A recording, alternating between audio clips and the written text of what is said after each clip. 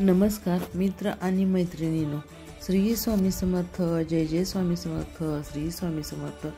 श्री स्वामी समर्थांना वंदून या व्हिडिओला सुरुवात करूया.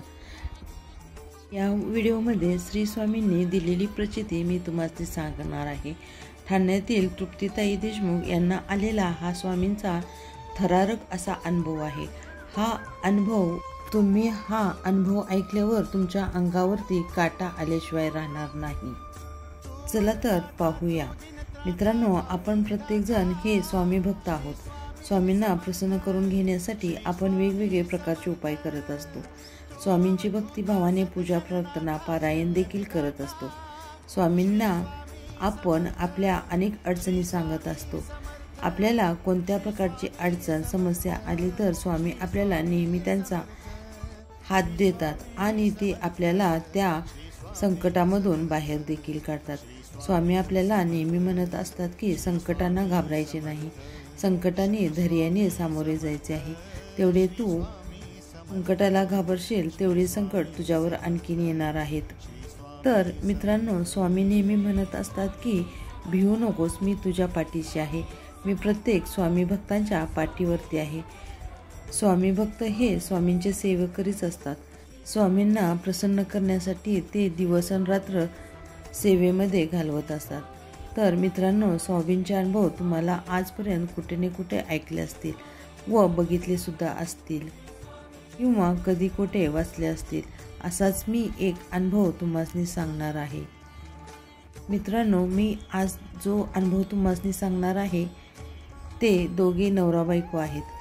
त्यांचा अगदी देव या शब्दावर देखील विश्वास नाही, पण असल्या गोष्टीचा त्यांचा विश्वासावर बसत नव्हता आणि त्यांच्या बाबतीत या सर्व गोष्टी घडून देखील त्यांना मजबूर केलं.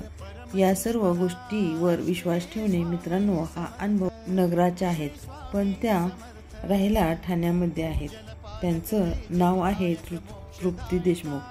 मी मूळ नगरला राहत असते आणि नुसतंच माझ्या मिस्टरांना ठाण्याला नवीन नोकरी मिळाली होती, म्हणून आम्ही मुलासह ठाण्याला राहायला गेलो होतो.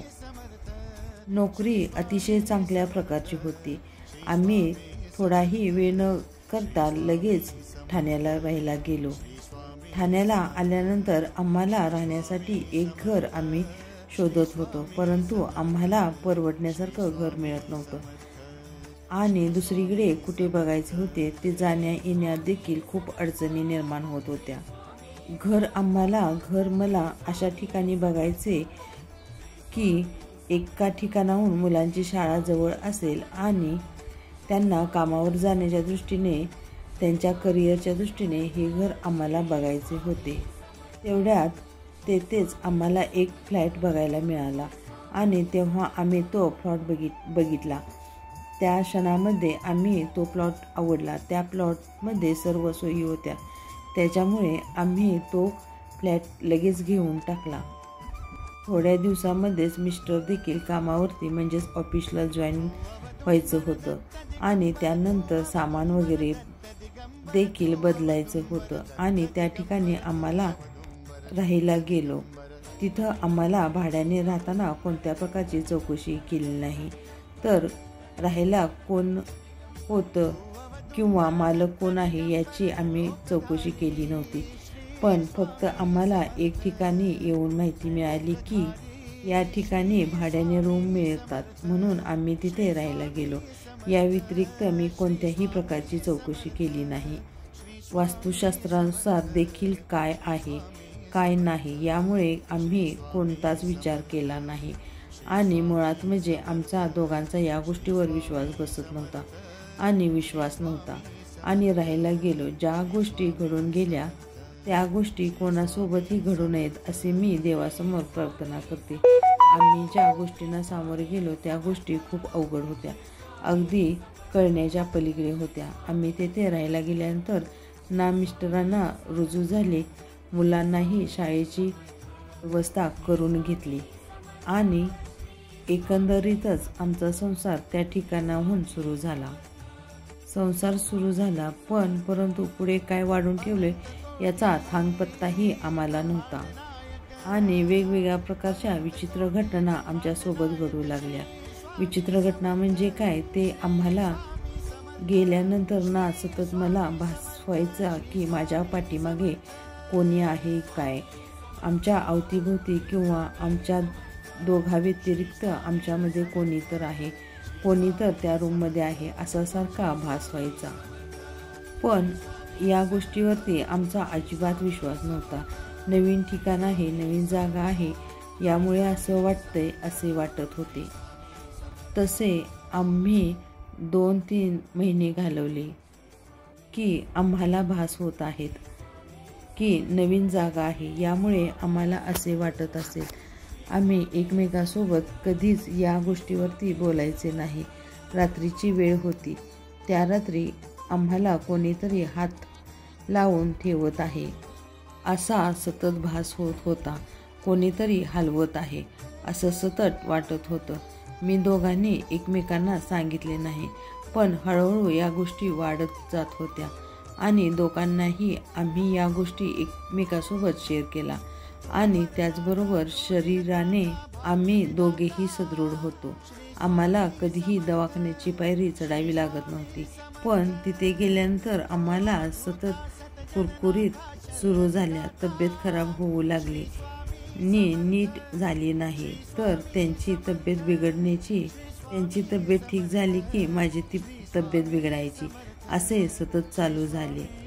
आणि मुलांच्या बाबतीत देखील हेच चालू होते. मुलांना किरकिरे देखील वाढू लागली होती. मुलं सतत रागाने बोलायचे, किरकिर करायचे.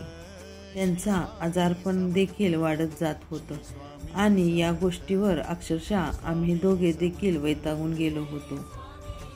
दवाखाना वाढला, आजारपण वाढलं की खर्च देखील खूप वाढला होता. ज्या ठिकाणी ते कामाला जात होते त्या ठिकाणी भरपूर त्या घ्याव्या लागत होत्या आणि नवीन ठिकाणी कामाला गेल्यानंतर असे दिसत होते की चांगले दिसत नव्हते. त्यामुळे त्यांचा सुद्धा तणाव वाढू लागला होता व मिस्टर देखील खूप चिडचिड करू लागले.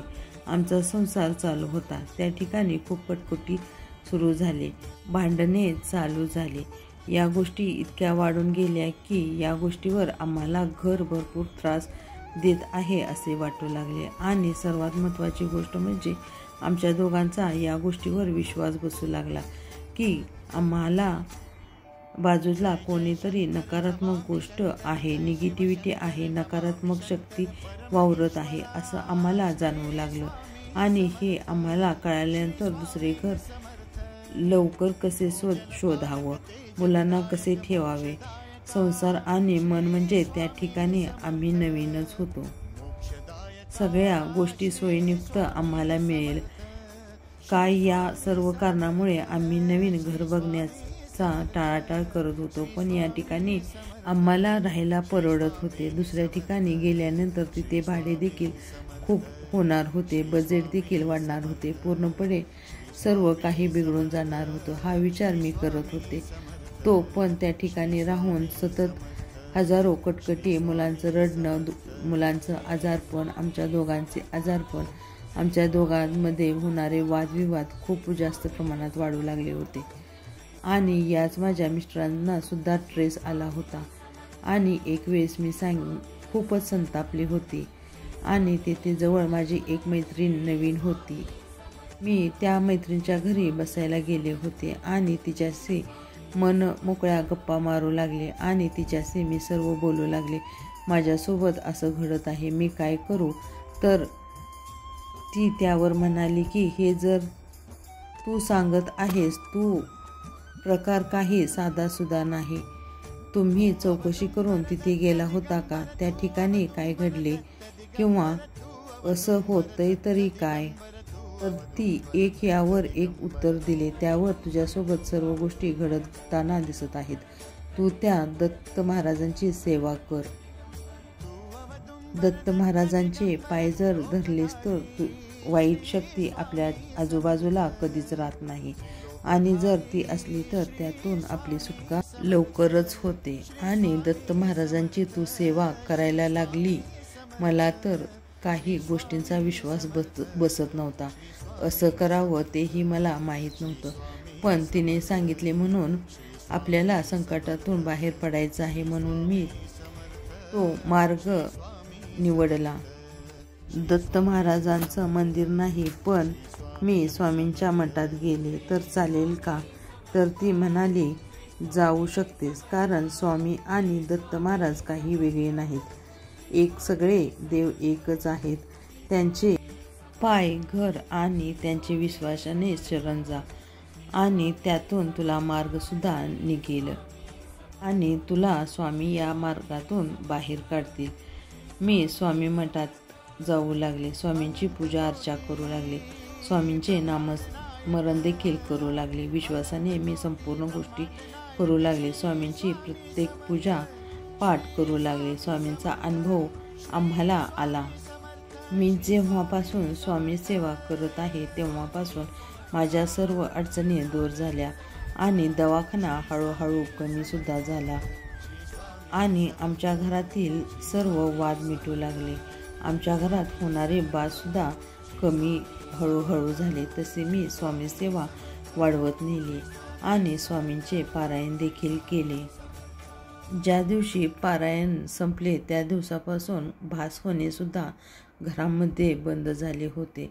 आता आमचा सुखाचा संसार सुरू झाला आणि पहिल्यासारखे सर्व व्यवस्थित सुरू झाले.